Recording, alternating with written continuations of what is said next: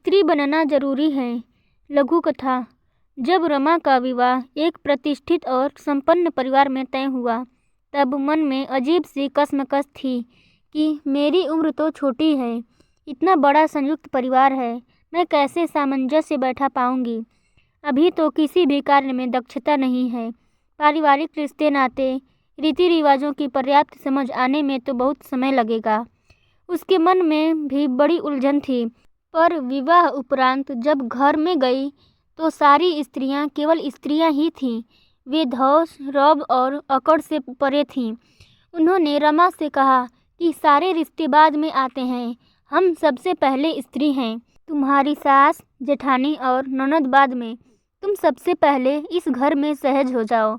यहाँ पर कोई भी तुम्हें किसी तराजू में नहीं तौलने वाला है।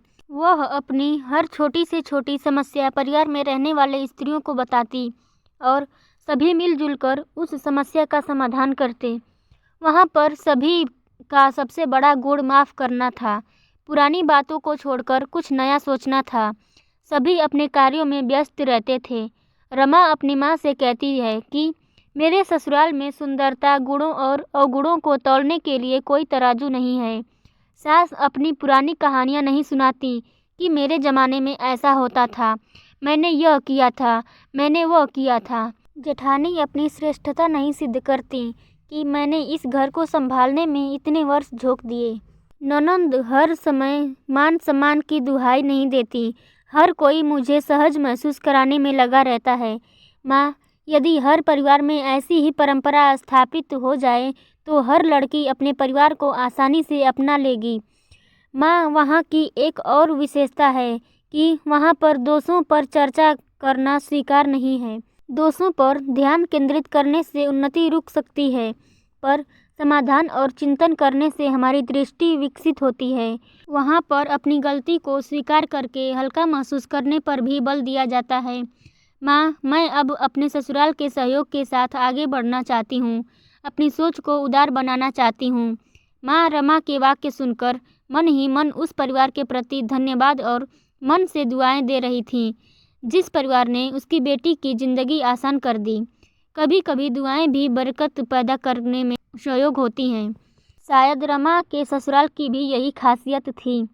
रमा की माँ मन ही मन ईश्वर को धन्यवाद दे रही थी कि बेटी की सोच और परिवार की सोच में कितना अच्छा तालमेल दिखाई दे रहा है। भविष्य में मेरा होना या न होना मेरी बच्ची की खुशहाली के लिए ज़रूरी नहीं होगा। वह आगे की यात्रा अपनी सकारात्मक सोच और पारिवारिक सहयोग से तय कर लेंगी। इस लघु कथा से क्या शिक्षा मिलती है? इस लघु कथा से यह शिक्षा मिलती है कि यदि परिवार में स्त्री अपनी सोच विस्तृत कर ले तो समाज में बड़ा बदलाव हो सकता है और मानवीयता के मस्तक से कलंक का बोझ हमेशा के लिए हट सकता है। रमा के परिवार वालों की अच्छी सोच की वजह से वह खुशहाली की ओर बढ़ रही थी। सारे रिश्तों से सर्वोपरि स्त्री बनने का रिश्ता है। हमेशा पुराने संघर्ष या कठिनाइयों को जताकर भावी पीढ़ी को अपनी श्रेष्ठता बताने का प्रयास न करें, बल्कि उन्हें सहज बनाकर अपने परिवार में शामिल करें। Thanks for watching.